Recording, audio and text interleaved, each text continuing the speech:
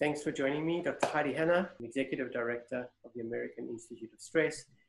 We're going to talk about panic disorder, and Heidi's kindly agreed to share her own story. It is very well known to the enormous following that she has. But the interesting part of, as two of us in part of a consortium to destigmatize mental health and to provide solutions, what are the cures? Such a great momentum that's been provided by Kevin Love from the Cavaliers about talking about his own panic disorder. That he described it as he felt as if his brain was climbing out of his head. And of course, Carson Daly felt like he was going to die. Like he had this tiger trapped in him. So before I pass over to you, Heidi, who yourself was a top athlete and had an incredible experience, I just want to start off by talking about the difference between stress, anxiety, and then panic disorder. So stress, as we all know, is a response to a threat. When we increase our heart rate, sweat rate, can be quite appropriate to get us out of danger. But if it continues but beyond the time where it's helpful, of course it becomes problematic in that it activates our fight-flight system, this incredibly deeply wired system in our brain and body, particularly throughout our body, to get us out of danger. And that system hijacks us if it's inappropriately activated, and then the symptoms become more pronounced: heart rate, sweat rate, breathing difficulties. And if it's ongoing beyond the time that the threat is there, you can get really significant problems with anxiety. Panic attack takes that to another level. Same fundamental triggers, or they can be delayed in the case of panic attack, but same fundamental activation, overactivation of the fight-flight system. What was your experience, Heidi? Yeah, so I think on that first note, which is really important, understanding the differences, the simple way I like to think about stress is it's what happens when demand exceeds capacity. So as you know, it could be emotional stress, physical stress, mental stress, financial stress, time management, all these things. When we feel like there's more demand on us than what we have, we activate the fight-flight response, and this is a positive thing. So I think one of the biggest challenges around both anxiety and panic is that people experience it so differently. And if we're not careful and we try to create a list of symptoms or a box that we want to put people in, then we miss out on all of these other people who are having really traumatic experiences, but maybe don't fit the list of symptoms that we have for them. So in my case, I started having panic attacks when I was about 12 years old. And initially it started giving me headaches and stomach aches. So there was this kind of physical tightness that I would feel, a little bit of an out-of-body experience that I would have. And my parents would just say, well, you're just too sensitive, or you're exaggerating, or whatever it might be. And so as a child, especially when that experience is real to you and you're being told that you're making it up, it's very confusing. And so you start to kind of minimize that within yourself, which really just bottles up that whole reaction that you're having. And I think leads to that developing into more of a panic disorder. I think if that's really treated appropriately, anxiety and sensitivity early in life, we can teach coping skills. But when we're telling people it's not real, we internalize that, especially sensitive people. And I want to come back to that because of the examples that you used. But before I do, for me, it ended up turning into a very little known, little discussed condition called vasovagal syndrome, which for me is anxiety induced, which means I actually will faint. And so around the age of 12, I started fainting when I would get over anxious. But because I was trying to hold it all in and not tell anybody, because I didn't want them to think I was being dramatic or too sensitive, I would hold that in. And it was almost like, if you think about fight or flight, freeze, which a lot of people have, or faint, it actually is a hardwired nervous system reaction that we have when we really feel like we have no choice but to play dead. And I kind of joke about that now because, as you know, humor is one of my strategies for coping. But in the moment, it does. So for me, I get dizzy. I start to see black spots. My hands get really clammy. My skin will go white. And other people watching me will say, do you feel okay? Now, when I tell them I'm going to faint, they usually put their hand on my shoulder and say, oh, no, you won't. You'll be fine. It'll just pass. And a few seconds later, I will be on the floor, whether I actually lose consciousness or I know well enough now at my age to just go ahead and lay down, be embarrassed, but at least I won't hit my head on the floor. Even being a stress expert and studying this for a living, my most recent episode was about 6 months ago. So it still happens. I still get triggered. The benefit is I know when it's happening, and I do have some coping mechanisms now that help me. So it doesn't happen as often. And when it does, I have some go-to things that really help me. But the one piece I'll come back to that I said I'd come back to is sensitivity. I think a lot of people who are creative, and certainly some of the people who are probably talking about it now, they have this sensitivity that allows them to be super creative. They really connect well with people. They tend to be kind of the life of the party. They're very adaptable.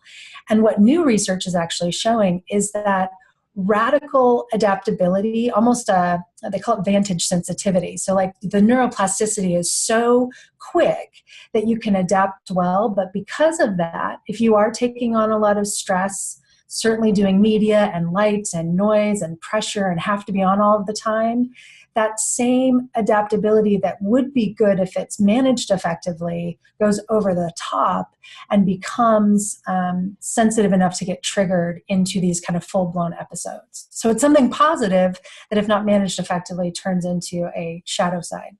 Amazing. Thank you. Amazing examples to me, Heidi, of something we discuss a lot, which is the biology. It's not but we ignore it at our peril. But more importantly, we can harness it to our advantage. So the fight-flight example, there for benefit, but basically does a lot of harm if it's overactivated. The hypersensitivity, tremendous adaptive advantage, but it's triggered over a threshold. And it's so amazing to me as somebody tries to bring together this information in the brain and body, that with 85 billion neurons in our brain and it's extraordinarily sophisticated brain, heart, gut, immune system. Yet it's all about thresholds and triggers. And that's why we use words like hijack, but they're actually really straightforward, fundamental physiological processes to which we can intervene. So I'd like to keep this sort of relatively short, but I know yesterday you gave a TED talk on the cure for stress. What is your takeaways about the potential cure for panic attack, and is there a common set of interventions that people think about taking away and discovering what works for themselves? So I guess a framework, as you know, of curiosity. I think curiosity is one of our most valuable human brain hardwired capacities. And if you think about it, from the time we were born, we're curious. We ask questions, we explore possibilities, and we gather information to customize an experience for ourselves in life until we're told that that's not effective or that's not the right way, right? So a sensitive child that comes out is like over the top curious, wants to understand everything, and is quickly told to stop asking so many questions, right?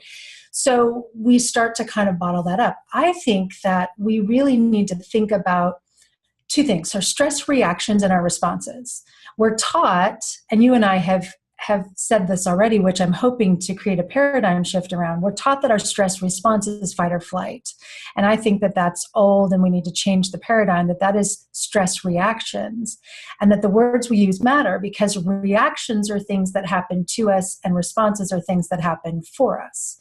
So I believe a human stress response is using curiosity to question and consider. So I look at, okay, when my nervous system is reacting, it's fight, flight, it's freeze, it's faint. Those are all trying to help me. What are they trying to teach me? What are they trying to tell me in this moment? And to actually appreciate that about myself, that those are some positive things. Even those stress reactions, as you know, I speak for a living and I fly. My two biggest fears are speaking and flying.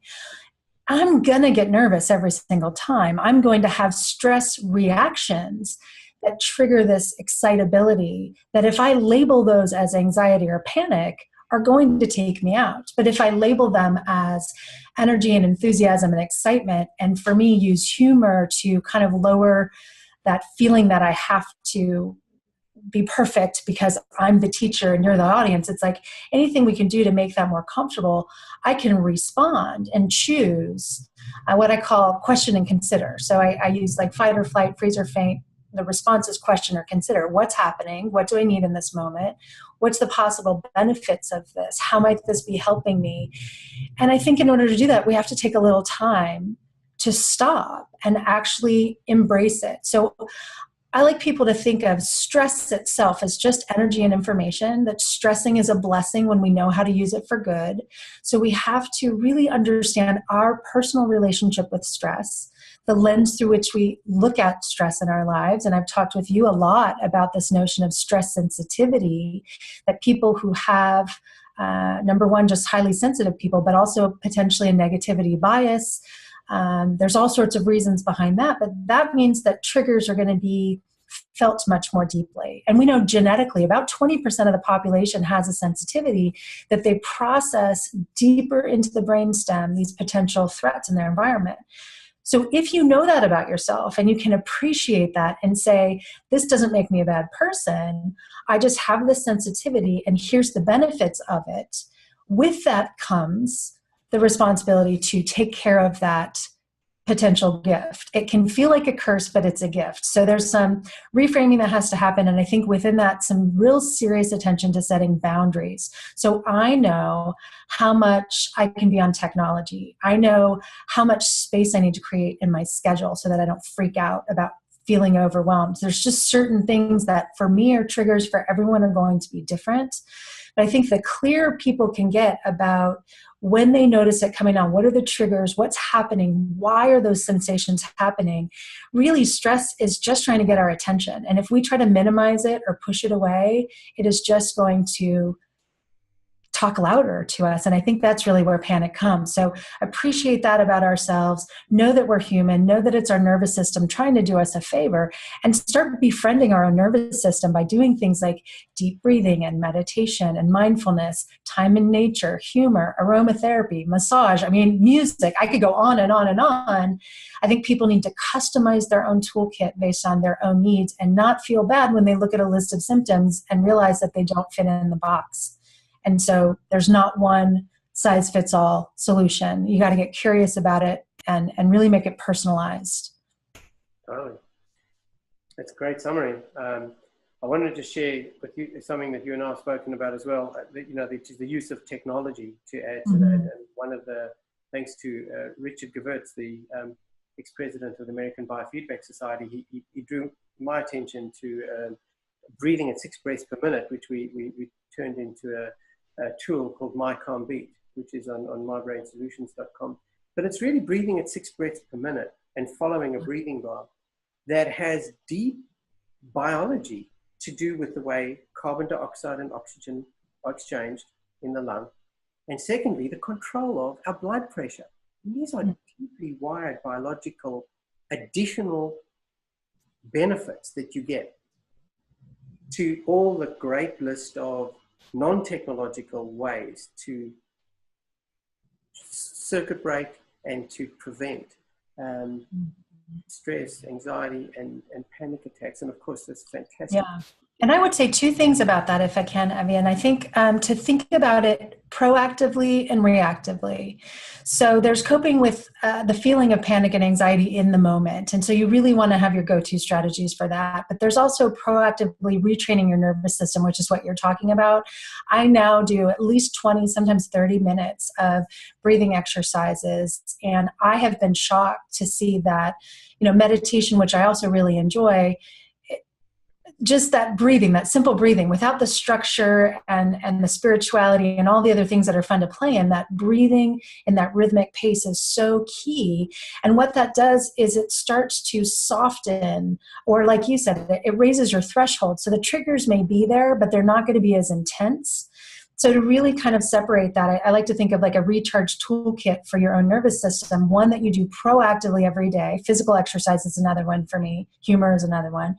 But I'm going to do this to train my nervous system, just like I would my physical fitness, to be stronger and more resilient.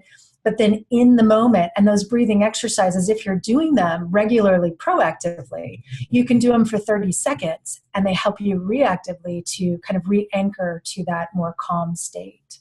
Well, that's great summary. So I'll just end off by saying a couple of other things that we're part of an international consortium of people looking at what works. And we happen to be part of the world's biggest standardized international database. And what that's shown us is that fight or flight, and Heidi and myself and others have published a paper on this recently, fight and flight underpin all of these anxiety disorders, the over-triggering, the inappropriate triggering, anxiety, panic disorder, but also a range of other disorders. OCD, addiction, yeah. Substance abuse, you go on and on, yeah. Common, simple mechanisms, inappropriate triggering of fight and flight, lots of implications. Second thing I've learned from the database, Heidi, is that the magnified variance of normality. There's no such, these labels are so unhelpful. So right. It's a magnified variant of normality. We all have bits of anxiety and depression, and sleep problems. And so really having a respectfulness about the complexity of this dynamical system of the brain and body is and the way that science can help us shed light on this wonderful spectrum. And yes, of course, we don't want to diminish the importance of what happens when these variants are magnified, such as anxiety. But it is still a great context that I've taken away from that database. And lastly, is personalization, as you've mentioned. So, people ask me all the time about benzodiazepines. Yes, benzodiazepines are highly addictive, but they do have benefits, judiciously used, very selectively. But really, there's a plethora of extraordinary interventions, from the simplest things of, thinking of your calm, clear place, to all the issues that Heidi discussed, the breathing at 6 breaths per minute, additional scientific benefit tool that's now available. That when you find what works for you, the personalization matters a lot.